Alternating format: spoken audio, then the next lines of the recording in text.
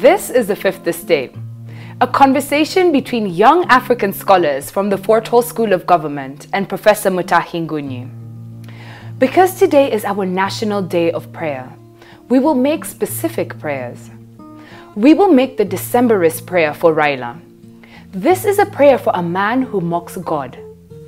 It is about the leader of the Decemberist uprising in Russia, sentenced to hang in 1925. During the execution, the rope around his neck snapped. And as he got to his feet, he shouted, "In Russia, we are so incompetent, we can't even make rope." Because of this luck, the king had to pardon the rebel. But before he did so, he asked if the rebel had said anything. "Sir," he was told, "the rebel said that Russia is so incompetent, it can't even make rope." "In that case," replied the king, "let us prove him wrong." The rebel was hanged the next day. This time, the rope did not break. On August 8th, Raila's political career was put to hang. But then the rope broke. Instead of thanking God, Raila is mocking the country with threats of violence. Our Decemberist prayer, therefore, is that on October 26th, the rope will not break. But Raila deserves a second prayer. We will call it the prayer of Waterloo. It is the prayer of ultimate and decisive defeat, and it borrows from Napoleon Bonaparte, the Emperor of France, and his ultimate collapse. Napoleon was a nasty general who roughed up everyone in Europe. Like Raila, he was a bully. After a series of wars, he was deposed. However, he managed to escape his arrest. This was his lucky chance. He returned to France and was restored as emperor. But on his third month, his appetite for war overcame him. And on June 15, 1815, Napoleon was cornered in a Belgian village called Waterloo. The Battle of Waterloo was his last one. He was defeated with finality. Napoleon had a second chance, but he squandered it. The Decemberist rebel in Russia had a second chance, but he squandered it. Raila too had a second chance, but he squandered it. Instead of regrouping, Raila is now vomiting on our shoes with threats of war.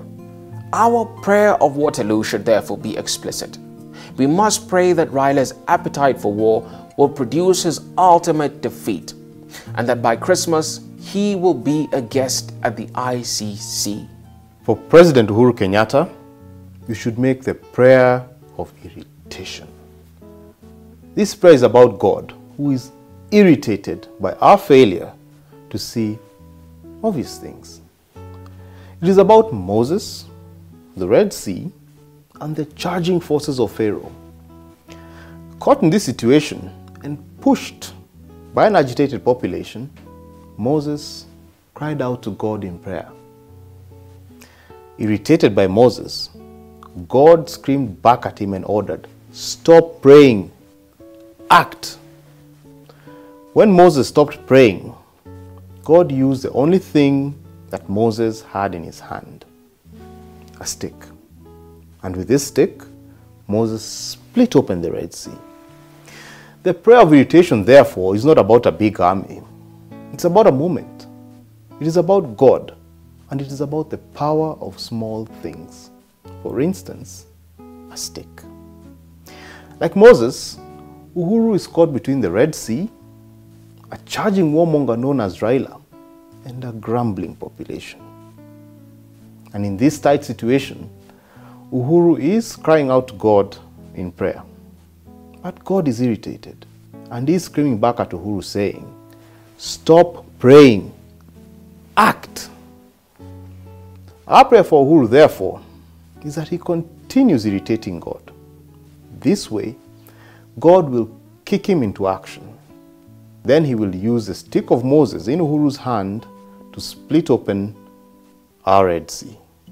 The Apostle James taught us that a double-minded man is unstable in all his ways.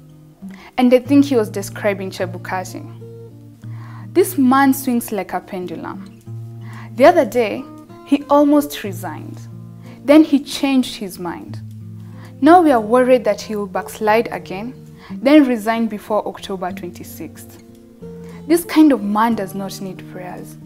To pray for him is to irritate God like Moses did.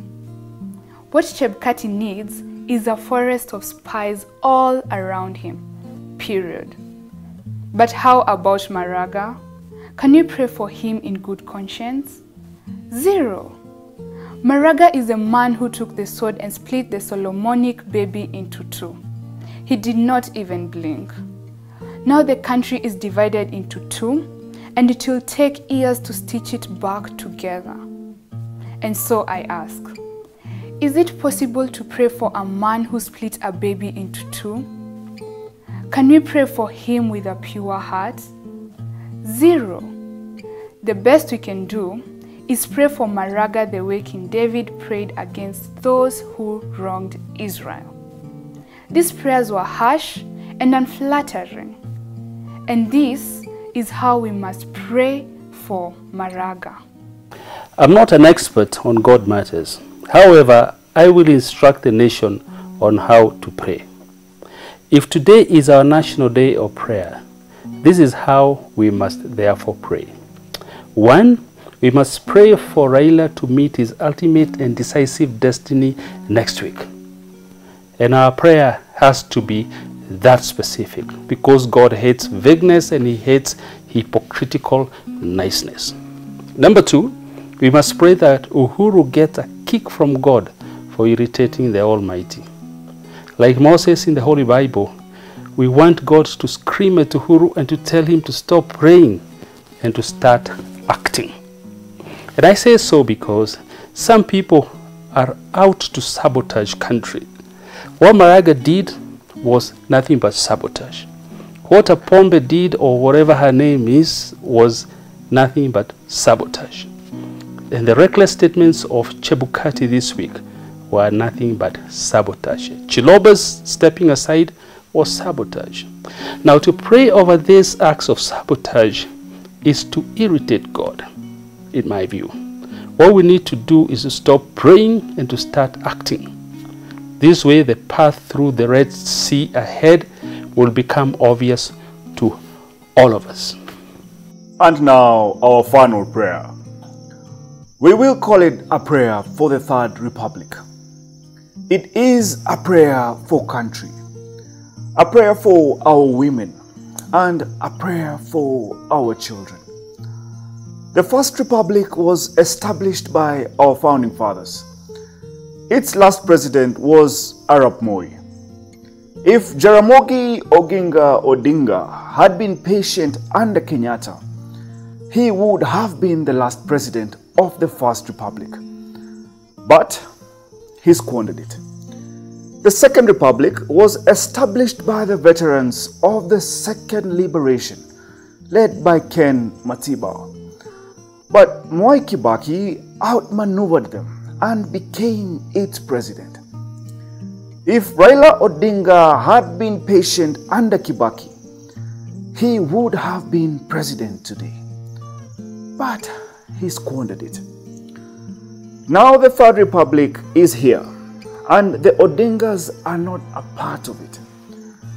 Yet, as Victor Hugo taught us, nothing can stop an idea whose time has come. Raila cannot stop it. NASA cannot stop it. And mass action cannot stop the birth of the Third Republic. We must heed what God told Moses. When the path ahead is obvious, stop praying. Just act. On October 26th, the Third Republic will be born, with or without Raila. And this is what we pray for.